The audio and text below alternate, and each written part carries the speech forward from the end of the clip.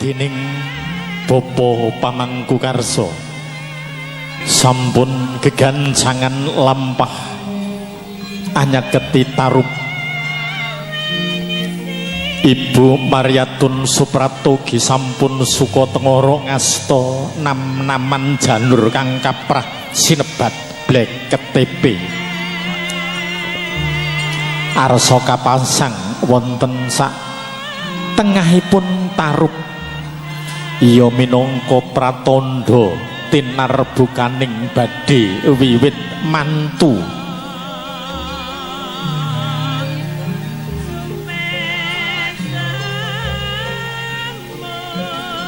inggih hamung sak keplasing pandulu kewala Bapa Sukirman wis datan kang lajeng cengkir gading dawegan wilis kapasang wonten sisih kiwa menapa dene tengening tarup cengkir gading dawegan wilis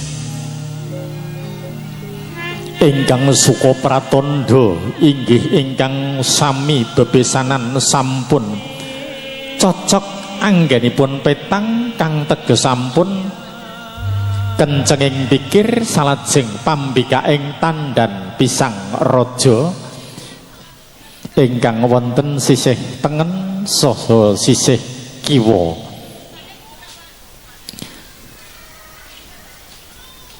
pun lajengaken ingkang angka 3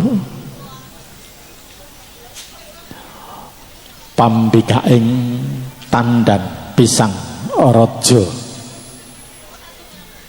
minangka rangken inggih pisang raja sak tuntute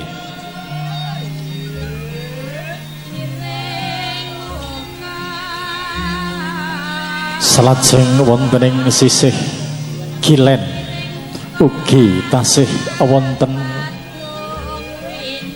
ara rangken ara roncen inggih minangka geganeping tarup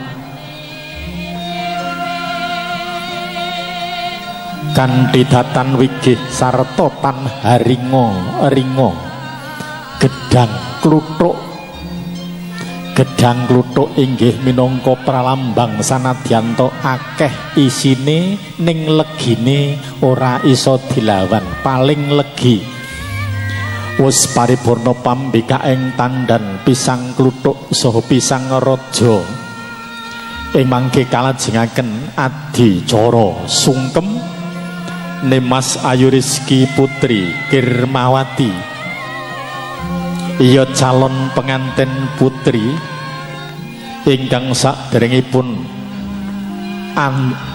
nglampahi jamas langkung urimin nyuwun seru pangestu wonten ngarasanipun ingkang rama saha ingkang ibu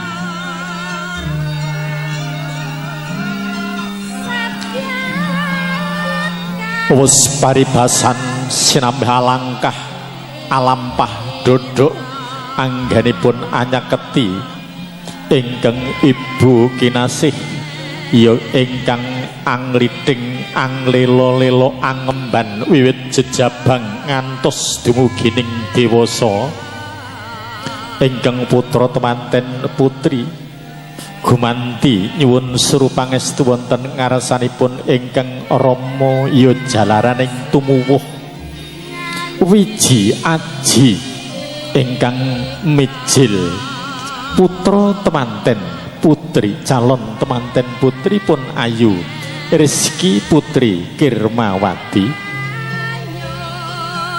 wis paripurna adicara sungkem calon penganten sakarone ing mangke kalajeng tinuntun tumuju wonten sak kiwa tengening sendang kaputren ya sendang kang kinarya jamas ageng ingkang putra calon penganten putri tinuntun dene ingkang rama miyang ibu kinasih kan wis hangagem busana nyamping acorak cakar inggih kathahipun mawi adicara siraman ingkang bapak ngagem beskap landung ugi boten katalumpen ngagem blangkon gagrak mataraman utawi mundulan.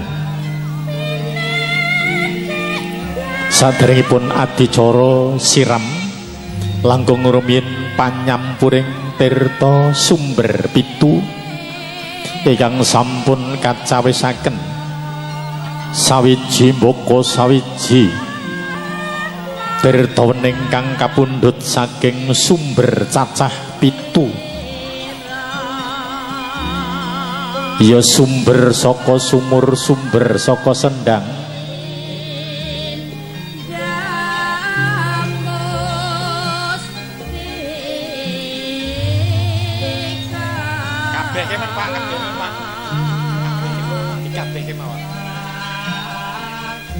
kurang lho Mbak, batine kurang.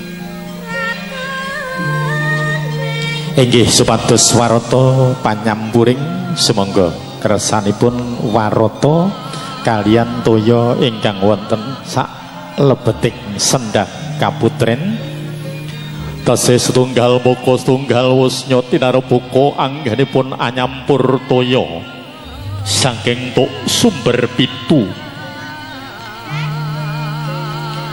Mangke sampun dungkap sumber ingkang angka gangsal kalebet mangke ingkang pungkasan sumber ingkang mapan wonten sak anteruning dalem ingkang saben dinanipun kanggem olah-olah kagem ngunjuk kagem masak kagem nyuci lan sanes-sanesipun ugi mangke badhe kacampur wonten sak lebeting sendang.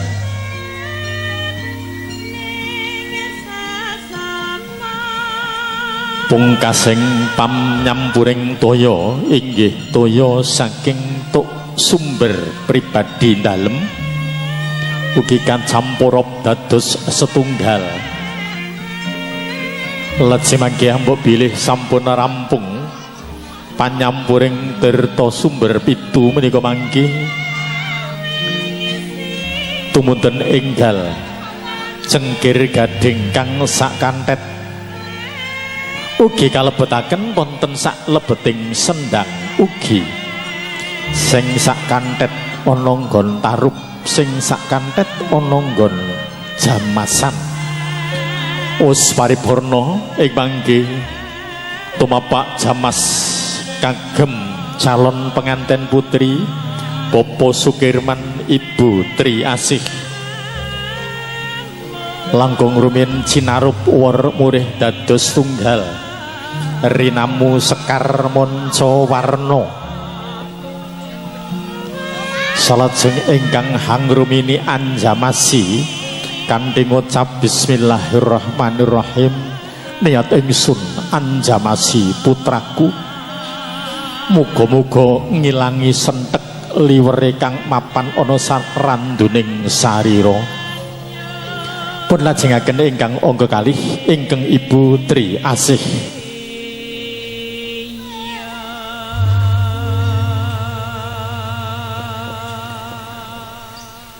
nyawuk toya wening Ibu Tri Asih saking sendang kaputren ingkang sampun cinarwur toya sumber sabta kala wau rambah kaping 3 anggenipun anjamasi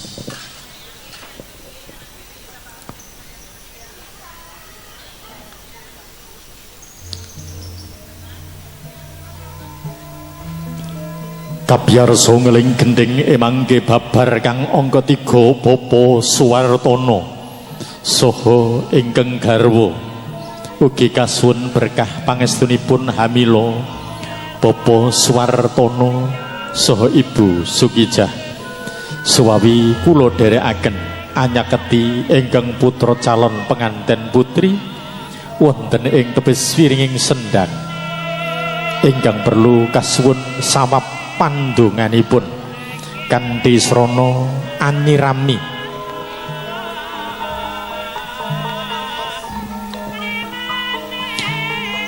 Lajeng mangke ingkang angka gangsal Bapak Sarwan so Ibu Sri Hartini uga supados mangke rancak titiaji cara siraman menika langkung prayogi mangke anyaket wonten sak celakipun sendang langkung rumiyin.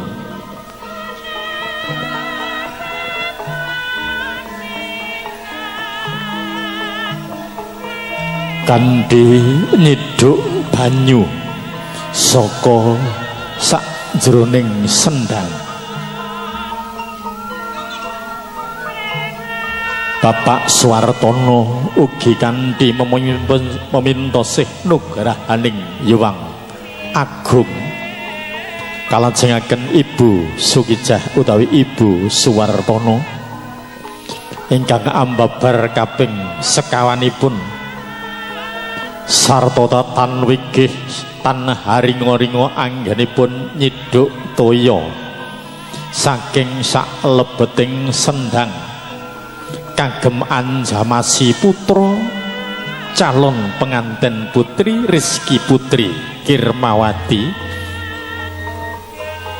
purna sampun tumunten kadherekaken Bapak Sarno Sarimbit Ibu Sri Hartini matur sembah nuwun Bapak Suwartono saha Ibu tumunten pun dherekaken Bapak Sarman saha Ibu Sri Hartini ingkang tungkap angka gangsal saha angka 6ipun kabiyarsa ngeling gending amim wiregeng yang sugrenging titi laksita adicara Jamas Agung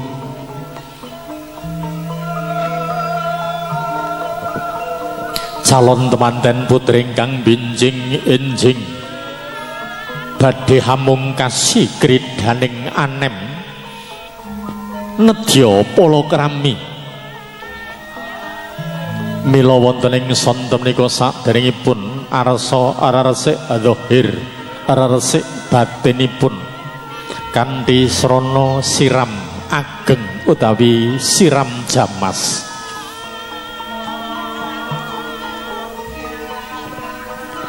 pun lajengaken Ibu Sri Hartini ingkang angka 6ipun lajeng kasuwun ingkang angka 7 lan 8 mangke Bapak Haji Suwarno saha Ibu Peniasih suwawi ugi pun dherekaken kinen anjamasi ingkang putra calon penganten putri Bapak Haji Suwarno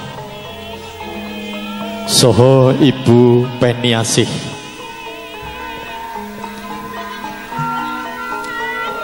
suwawi pun dherekaken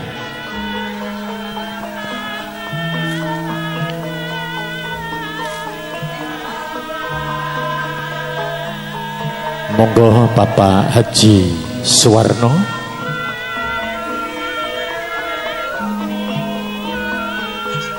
napa tasih kaleres tasih ngasar mila Ibu Peniasih sampun abiwiti anjamasi ingkang putra pun ayu Rizky Putri Kirnawati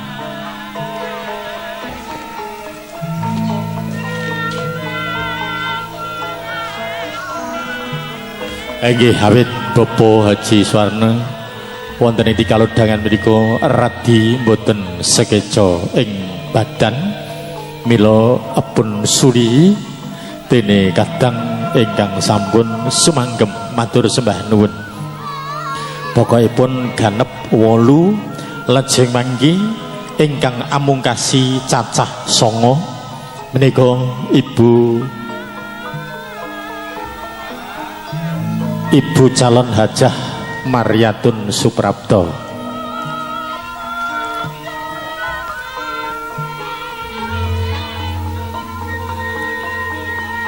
matur suwun saking 7-8 inggih anyulihi Bapak Haji Suwarno lajeng ingkang amungkasi kaping 9 Ibu Juru Pahes nyumanggaken murih dedugi saha prayoginipun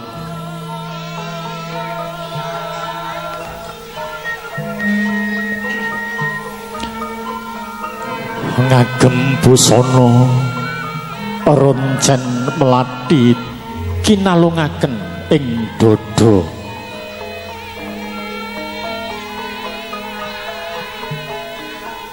saha nyamping prada ugi kemben kang acipat cengkok jimputan warni ijem sawiji mbaka sawiji ibu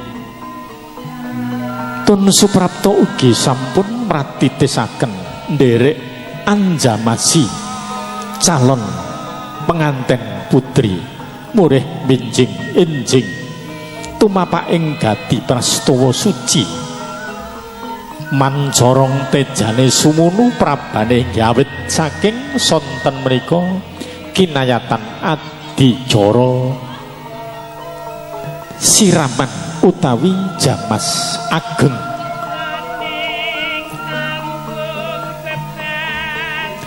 lajeng manggi minangka bebilas pamanturing toya saking kendi toya saking kendi ingkang sampun rinoncen melati kapan curaken dening Ibu Juru Paes kang paman curing debos boten wonten ingkang pedhot tengah kanthi mekaten ewanipun wundu inggih tetep mantur sahingga wundunipun sah menika menawi wundu menika menawi jamas pralambang minangka pamanturing rejeki benjangipun mantur kaya pamanturing banyu ora pedhot nang tengah dalan wiwit saranduning sarira wit inggil nganti tumekaning jejempol sikil wis kasasapan toya jamas ilining toya pralambang minangka nyilekake kabeh sebel siale lajeng Bapak Sukirman so Ibu pambantinging lantingan sak samunipun wundu rampung menawi saged sepisan dados Pak sepisan dados nek pisan rada dadi ya pindho rada dadi pol ping telu ra pecah nyambat MC-ne niat ingsun ora banting kendi niat ingsun banting pamoring putraku bismillahirrahmanirrahim pisan nurung pecah ping pindho janjine ping telu ra pecah nyambat MC-ne ning amplope tambah alhamdulillah wah terus dikowayang pecah sak walang-walang wis datan maujud malih kanthi mekaten pecah biar kendi wis datan wonten wujudipun minangka pralambang pecahing bibit kawit saking menika putra calon tuanten putri arsa kagantos ageman ingkang garing kaprah sinebat bopongan menawi Pak Jokowi kala wingi najan Pak Jokowi cilik ning putrane Gwedi niku ya dipondhong tenan. Nah, iki mbuh nek Pak Kirman mbuh kuat apa ora? Ha nggih. Ya, iki tak pakai padha karo jamane wingi kok tanggal 7 Pak Jokowi siraman kae kok. Nggih. Heeh, wis dianggep wis dipondhong wae. Nggih. Tuwunten kabopong tumuju wonten papan ingkang garing pun gantos pengageman ingkang menika slamet wilujeng tanpa pambeng lampahing adicara jamas Mbak Rizky Putri Kirmawati dening ingkang Ibu Bopo Ibu Juru Paes andherekaken tumuju wonten papan kinarya gantos pangageman Lajeng candhaipun adicara jamas kagem calon pengantin kakung mangke ugi pun wiwiti sungkem langkung rumiyin wonten ngarsanipun Bapak Sarno saha Ibu Suwarti.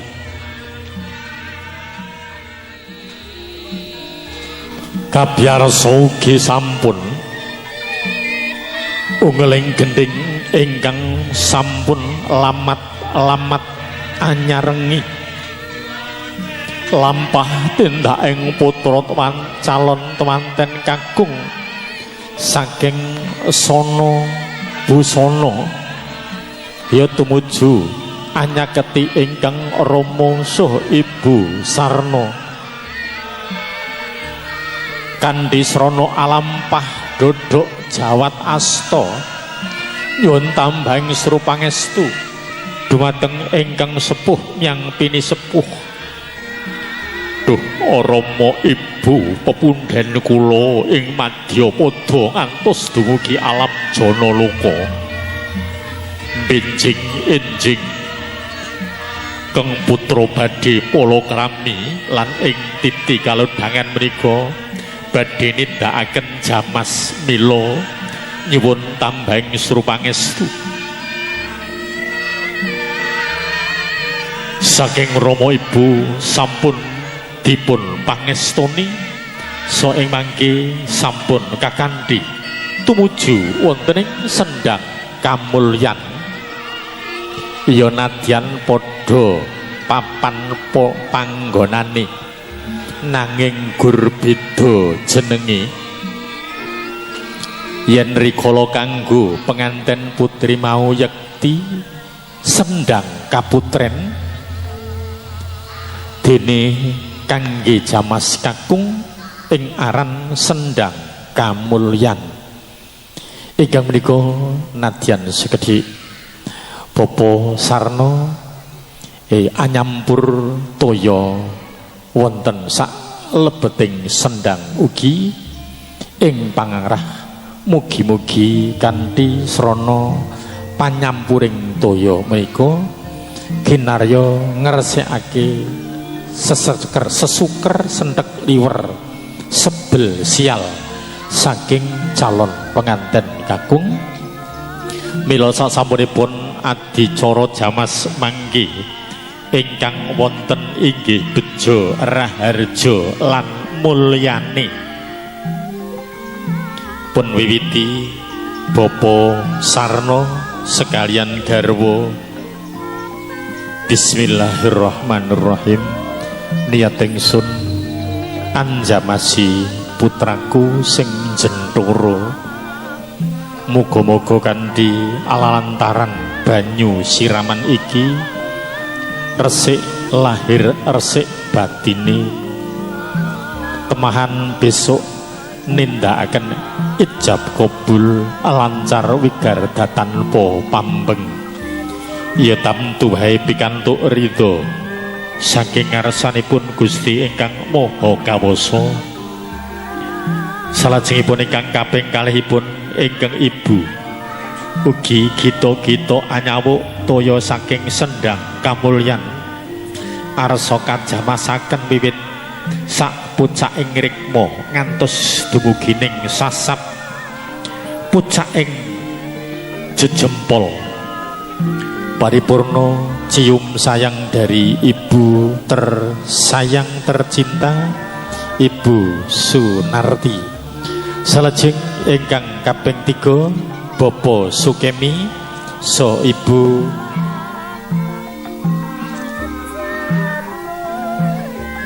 mangke ugi kasuwun Bapak Sukemi Ibu Sarinah ingkang kaping 3 saha kaping sekawanipun Bapak Sukemi kita-kita unsat saking papan pilenggahan kaya anyaketi ingkang putra calon temanten kakung lenggah wonten tepis piringing sendhang kamulyan tatan sronto kinen hanyawuk miwah anyiduk toya ingkang sampun cinampur Sekar Adi Mancawarna kala wau saha sampun ugi cinampur sumber sabta utawi sumber ingkang kakempalaken saking pitung sumber. Wis paripurna Bapa Sukemi salajeng Ibu Sarinah ingkang lajengaken kaping sekawanipun lajeng angka gangsal mugi samapta nenggih Bapa Sutar saha Ibu Lasi utawi Ibu Sutar manggih ingkang angka gangsal saha angka 6. Matur suwun Ibu Sarinah Bapa Sukemi tumuntun aturaken kawlujengan Bapa Sutar saha Ibu Lasi.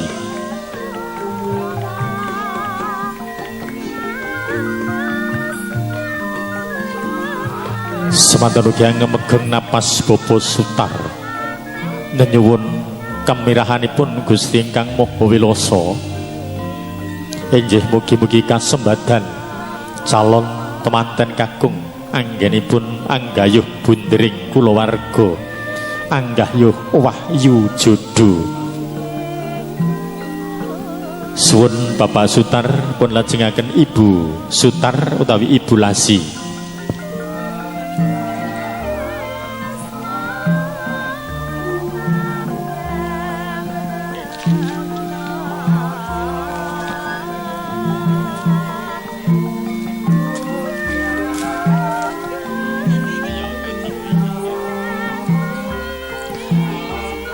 Sampun kinayatan Ibu Lasi tumunten ingkang angka 7 saha 8 mangki Bapak Yatman saha Ibu Parti. Monggo pun dherekaken Bapak Yatman yang Ibu Parti ingkang angka 7 saha angka 8. Inggih nadyan sekedhik nanging temata plak-plek ndang rampung. Datan wonten ingkang kalebyan sedaya sampun kinayatan. Bapa Yatman sampun hanyiduk toya wonten sak lembeting sendang kamulyan tumunten kajamasaken saranduning sarira saking putra temanten calon temanten kakung nenggih Bagus Nurkolis. Lajeng ingkang angka 8 mangke Ibu Parti sumangga ugi pun dherekaken.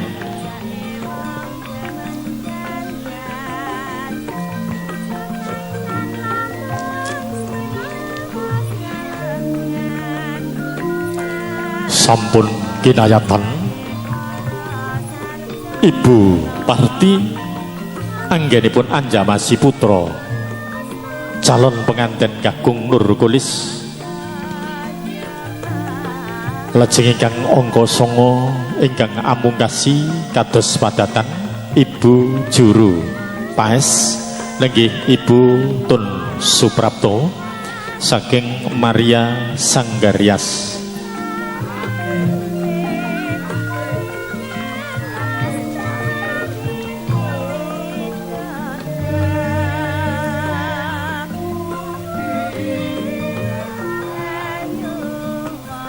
Kawis tur lamat-lamat ungling aladrang mugi rahayu kandhe pangajab arah ayu calon temanten rahayu calon bisani rahayu kabeh sing makarya murih dedugilan prayogine. Ibu Mariatun Ushamat rapaken bebilas kang angka 9 kandhe nyawuk toya saking sendang kamulyan arsa kajamasaken ilining toya semasap ngantos dumugining jejempol sikil. Wis datan wonten ingkang kalebyan samudayanipun sampun kasasapan toya jamas lajeng minangka bebilas kados ingkang dipun tindakaken calon temanten putri kala wau inggih punika pamanduring tirta wening saking Kendi Pratala.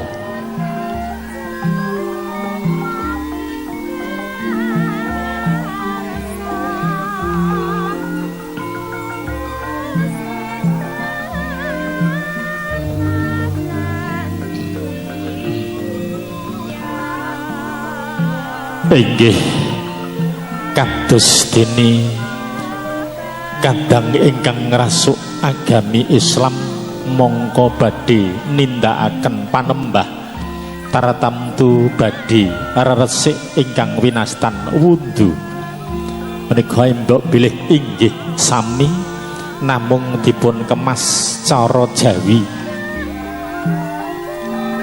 kanthi mekaten pamanduring toya ugi datan pedhot wonten sak tengahing margi ugi datan ketelasen lajeng mangki hambuk bilih toya saking Kendi sampun telas Bapa Sarna so Ibu Sunarti ingkang kepareng ambanting lantingan lajeng sasampunipun menika mangki badhe pun lajengaken tigas rikma kakung nanging tetep wonten papan jamas inggih wonten ing saklebeting sendang kamulyan nika menawi saged nggih kaangkah sepisan Pak Sarno coba rasa pundi panjenengan kalian Pak Kirman nek Pak Kirman kala kaping kalih nek panjenengan apa ya ping kalih apa ya gur pesan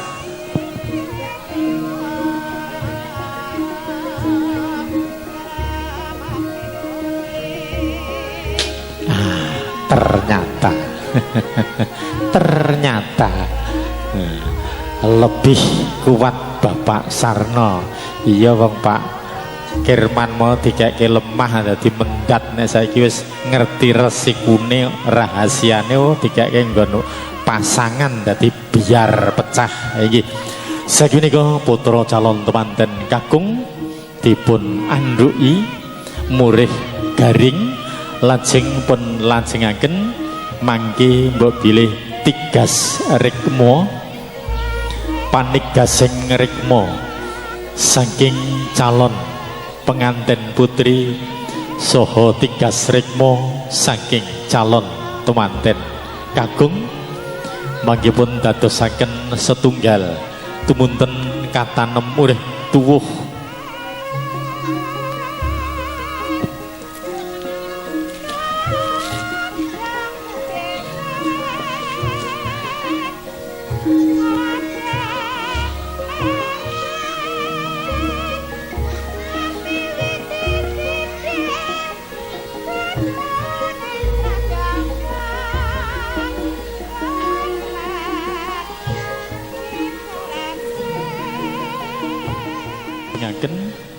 adicara tigas rikma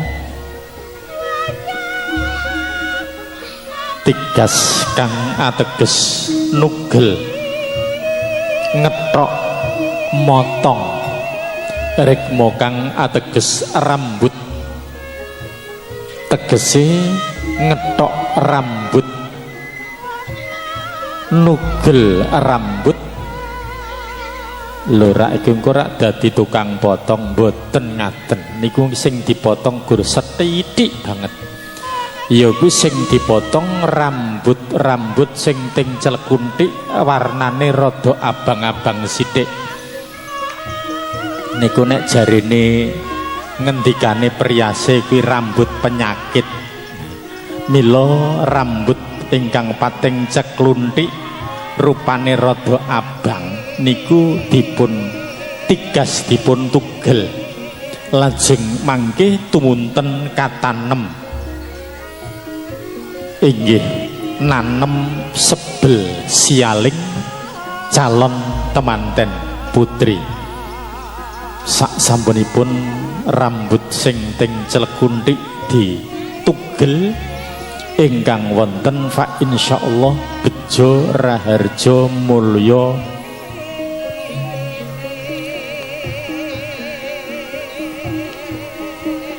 rekmo sampun kacarep wer toya wening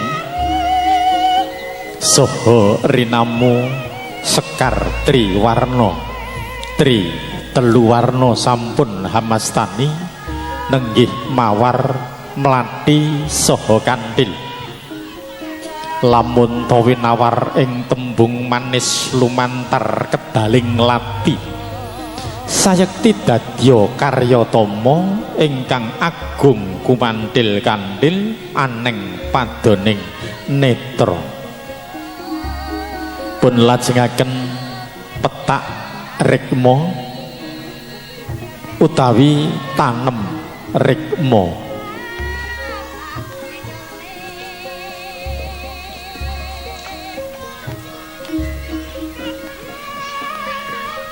anggenipun nanem rikma pas wonten sak ngandhaping waru menika mangke menawi bibar mantu piyanti tosi 3 wulan mesti warune wis gowedhi lemu dadi ngayomi la ora sah nggo mendem rambut dene 3 sasi ndara wis ngrembaka ya Pak saestu niku dayaning tanem rikma wis arampung tanem rikma ing mangke rangkening adicara jamas Bapak Sukirman saha Ibu Tri Asih wonten ing titi kalodhangan sonten menika badhe mbikak usaha enggal inggih menika mbikak depot warung dawet ayu najan menika wancinipun jawah ning ra apa-apa pas udan inggih nika mangke monggo Bapak Sukirman saking lebet saha Ibu lajeng untuk kru Maria Sanggarias untuk uangnya supaya didistribusikan pada yang lain jangan sampai ada yang tidak uman duite dak uman ini nulisnya angel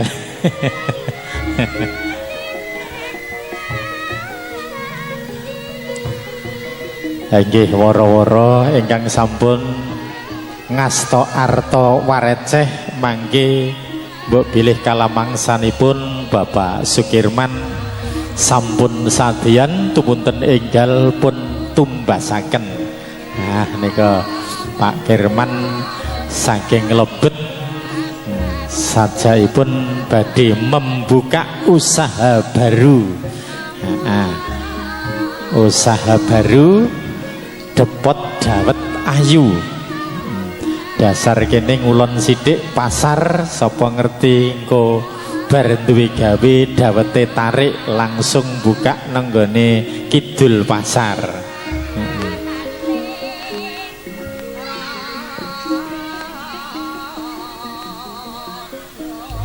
syuting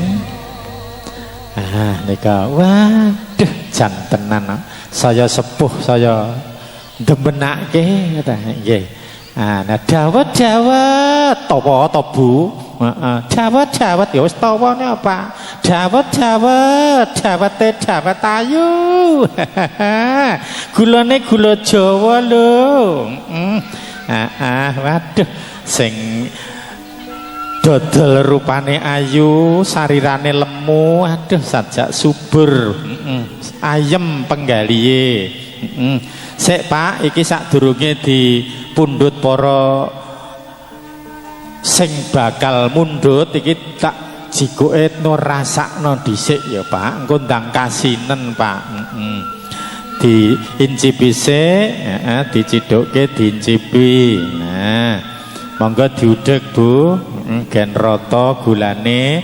Rasakno ya Pak iki. Iki santene piye, legine piye? Heeh. Wah, lah ngincipi setengah gelas iku ora ngincipi iki. Heeh. Inggih, heeh. Jajali Pak.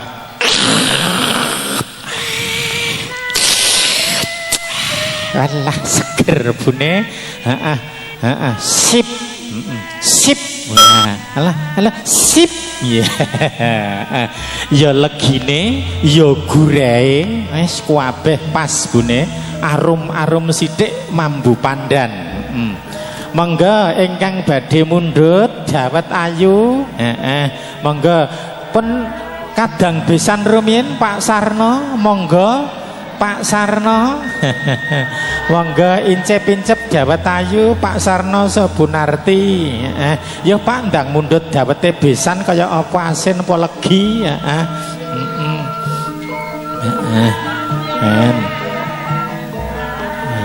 Kula mundhut, sanesipun saged mundhut monggo antri.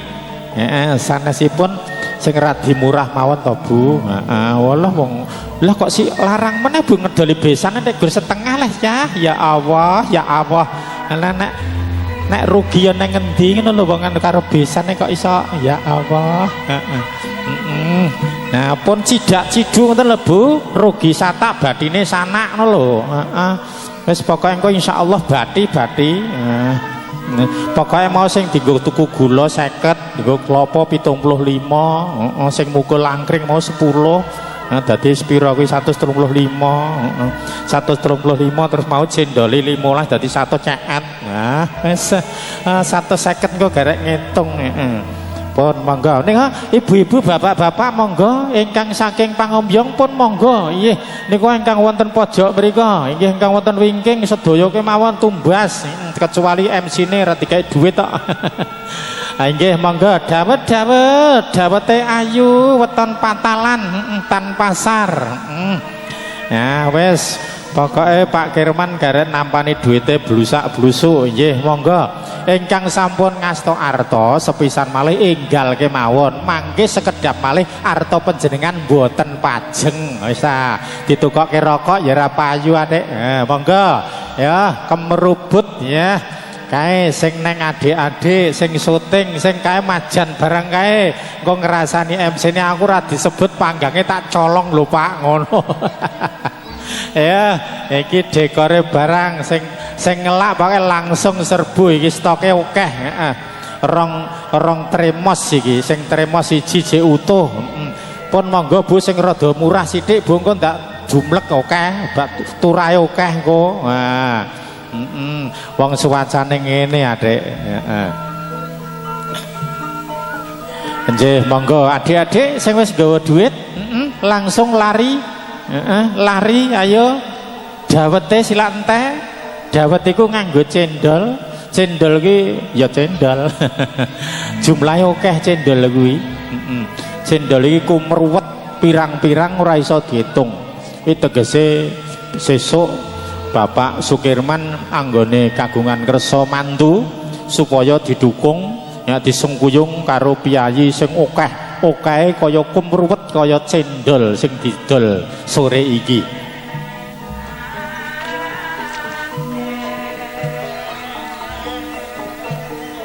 Nggih, monggo kula mundhut 4000, kula 3000, kula gangsal 1000. Kula sing juruhe sithik, kula sing juruhe akeh, kula cendole sing kebak, kula sing dawete kebak Ibu, wong kula ngelak tenan. Iya, ya wes rumangsaku Pak Kirman iki duwite 50 ya ora disusuki, duwite 20 ya ora susuk, nggih duwit iki dawet iki jane regane pira. Wis pokoke dawet pas, duit 100 ya pas, 50 ya pas, 20 ya pas, 10.000 ya pas. Nggih. Menika wah Bu Kirman kena ngadoli saja ya ling ati-ati ra karuan. Iki mau pawitane dieling-eling Pak, pawitane mau 150. Lah iki ketok wis 150 wis punjul Bu iki gur garek batine iki Bu. Wes yo dibrak-bruk kono kebaki wae.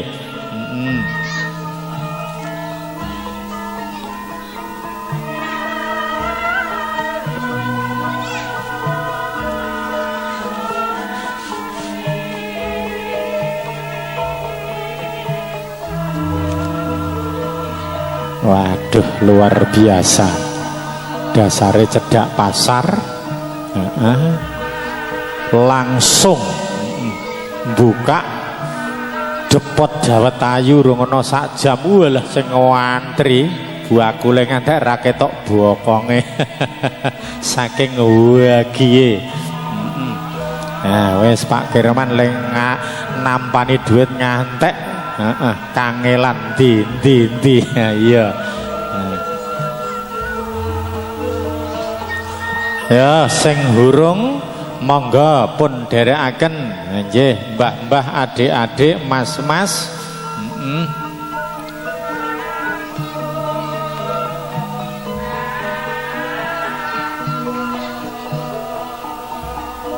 Monggo nika saking R3 juga bisa membeli dawet.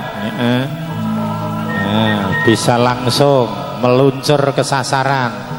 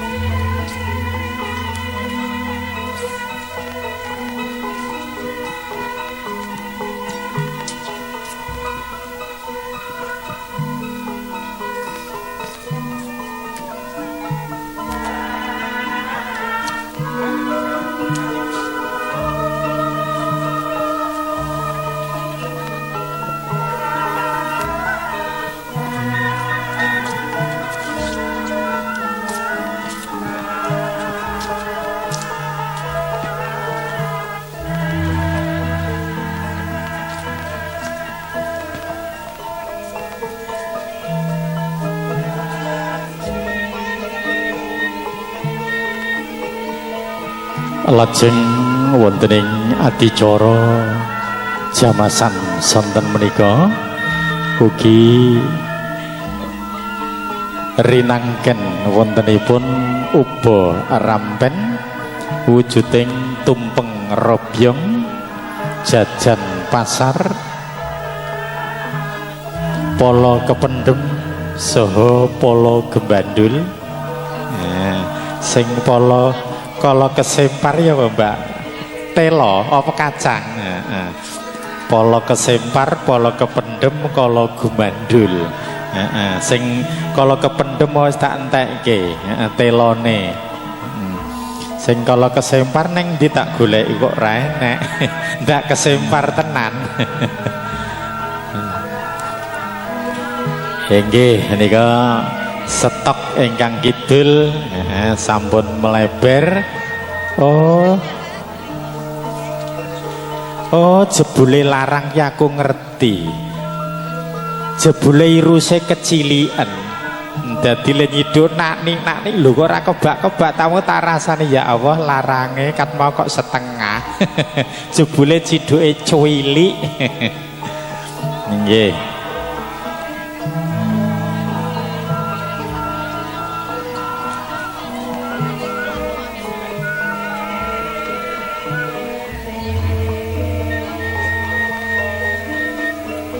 Sajaipun setunggal bogos tunggal anggenipun sadian dawet Bapak Sukirman so Ibu Tri Asih.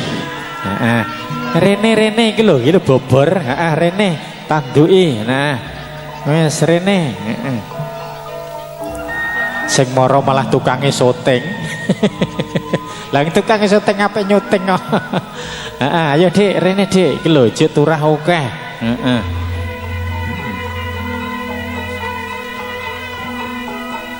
Nah, iki.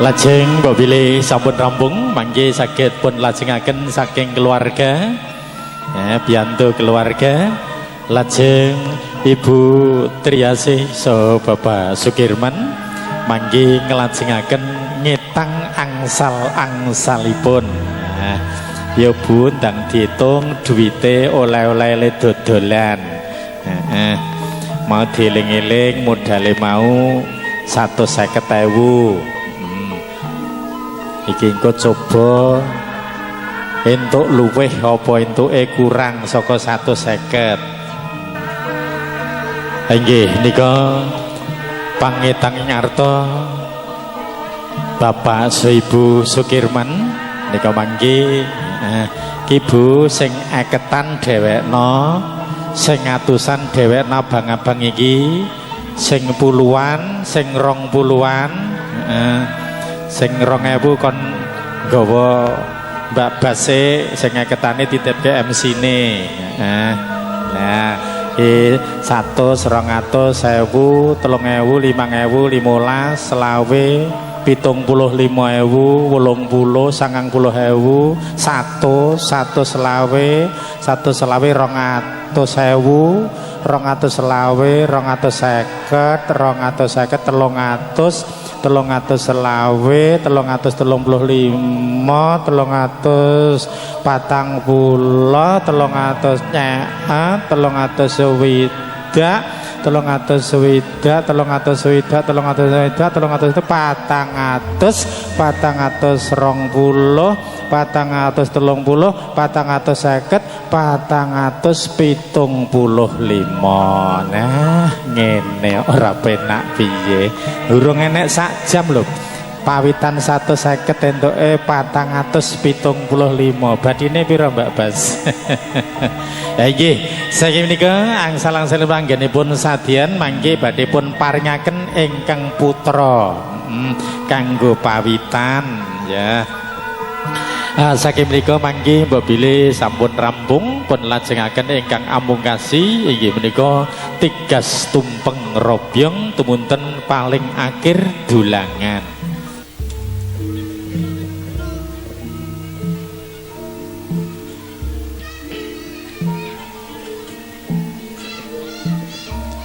Tumpeng robyong tumpeng ingkang mawi bucu bucu ya tataran sing dhuwur dewi tegese cita-citaning teman calon temanten sak keloron mengko muga iso tekan pucuk mula mengko sing dikethok ora poke ning sing ditigas bucune mula winas tigas tumpeng.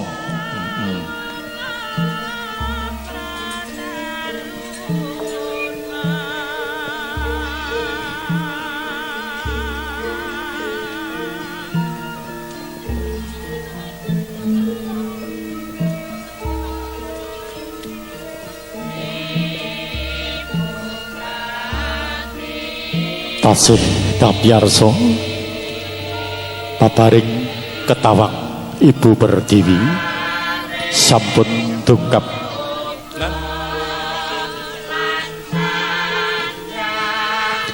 tigas tumpeng sinartan unggeling ketawang Ibu Pertiwi ingkang karigenaken miwah kapandu dening Ibu Juru Rias saking Maria Sanggar Rias Ngelambang.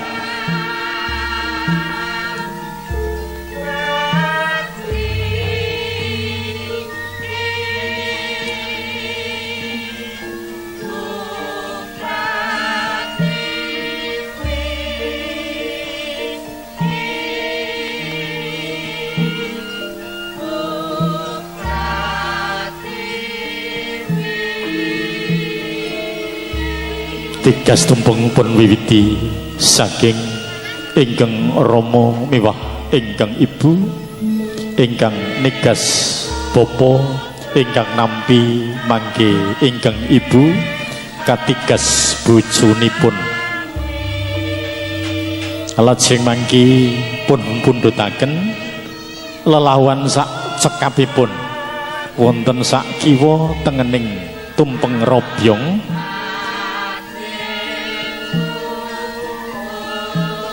ingkang salajeng ingkang ibu ingkang amrotes panggang ayam utawi ingkung ayam senengane majan sampun dipun protes dene ingkang ibu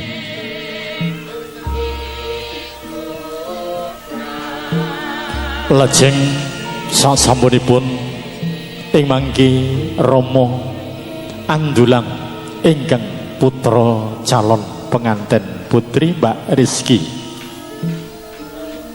kanthi pun pilihaken lawuh utawi panggang ayam. Oh ternyata Mbak Rizky kuwi senengane suwiwi. Nah, suwiwi niku filsafate ugi inggil. Murih Mbak Rizky kuwi pinter ngambakake seserawungan. Serawunge manjing ajur ajer. Rono koncone akeh, rene koncone akeh.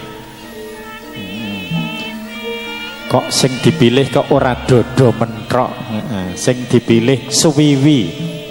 Nek kula sing tak pilih cakar. Sakar sak pupune nek kula.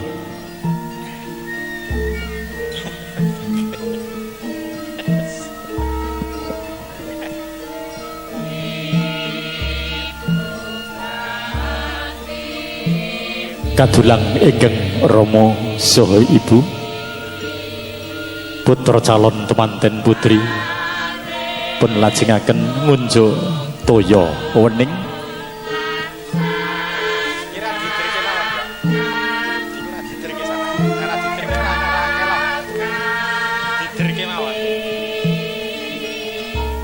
niki jajan pasare. Nah niki sampun mambu sawap pandonga. Monggo ibu-ibu, nah niki polo kependem, polo gembandul, polo kesempar. Iki nggih nika wonten tela gembili lan sanes-sanesipun. Monggo nggih ngalap barokahipun ibu-ibu. Monggo nggih sak mardikaning kemawon. Lajeng mangki sak sampunipun menika mbok pilih setunggal mbok setunggalipun sampun dungkapurna ngrantu binjing saatipun putra ijab kabul panggih lan sanes-sanesipun mila saestu matur nuwun inggih sengguyung Bapak Ibu para pangombyong sedaya ugi saking tamu lingkungan ingkang sampun kersa ngregengaken swasana siraman wonten ing sonten menika lajeng kula ingkang minangka pangendaliwara tartamtu kathah kitaling basa ceweting atur mila kula ngurmasi titah sawantah jalma limrah ingkang tartamtu mboten saged singlar saking sedaya kalepatan miwah kaliputan mila emanggi pun lajengaken dulangan calon temanten kakung dening Bapak so Ibu Sarno suwawi pun dherekaken Bapak Ibu Sarno mboten menika teges turahane calon temanten putri mboten aming pancen urut-urutanipun kados mekaten monggo Kak Toto dening Ibu Tun Suprapto lumampahipun adicara dulangan kagem calon kakung Mas Nur Kolis.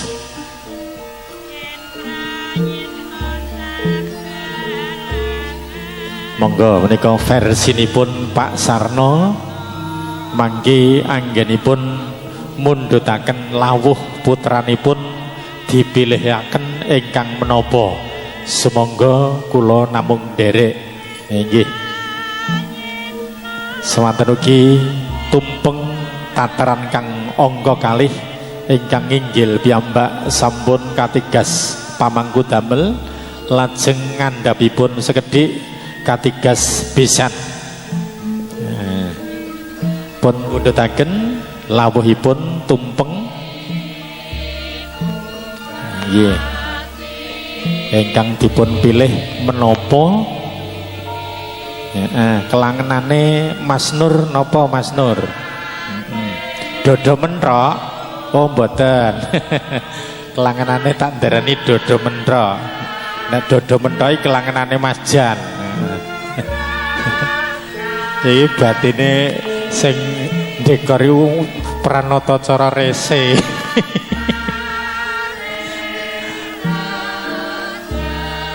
nah inggih dipun pilihaken inggih boten cakar boten swiwi ugi boten dodo mentok ning daging nah, tegesipun menika calon temanten kakung inggih pinter olah swasana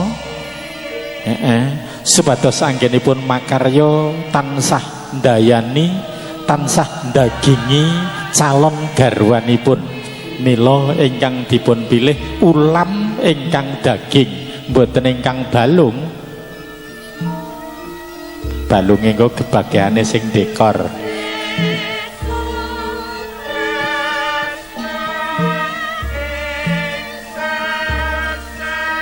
kasembatan sampun Bapa Sarna kalian ingkang garwa kinasih Ibu Sunarti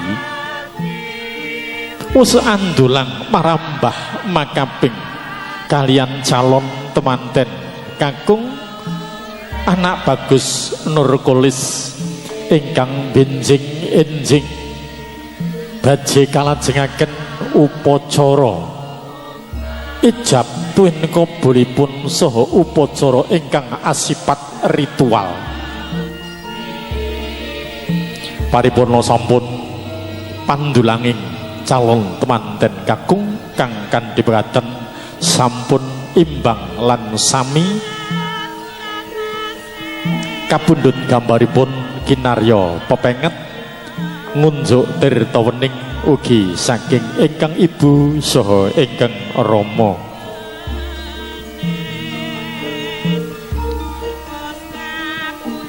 iya peluk sayang untuk Bapak Ibu tercinta dari Mas Nurkolis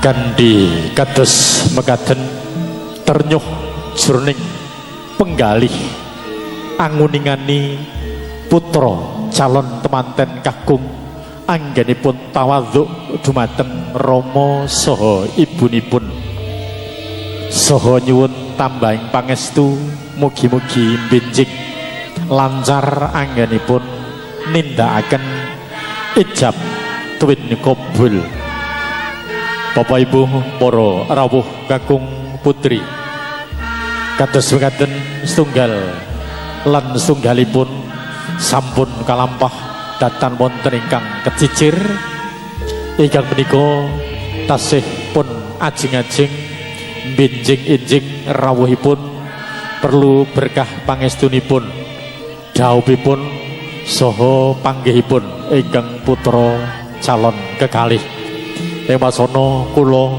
ingkang minangka pangendhaliwara saha Bebraya kalian para kadang mliginipun Maria Sanggarias R3 Son TVS syuting ugi saking kadang ingkang hanyeng guyung wonten kirang saha langkungipun lumantar kula ingkang nyunaken agunging samudra pangaksami puput pepet pebuntoning atur iyu pajem ngindit klotso inggih amung cekap semanten piatur kawula tahu kupat dicampur bakmi mbok bilih kula lepat nyuwun agunging samudra pangaksami. Wallahul muwaffiq ila aqwamit thoriq. Assalamualaikum warahmatullahi wabarakatuh. Nuwun kawula nuwun.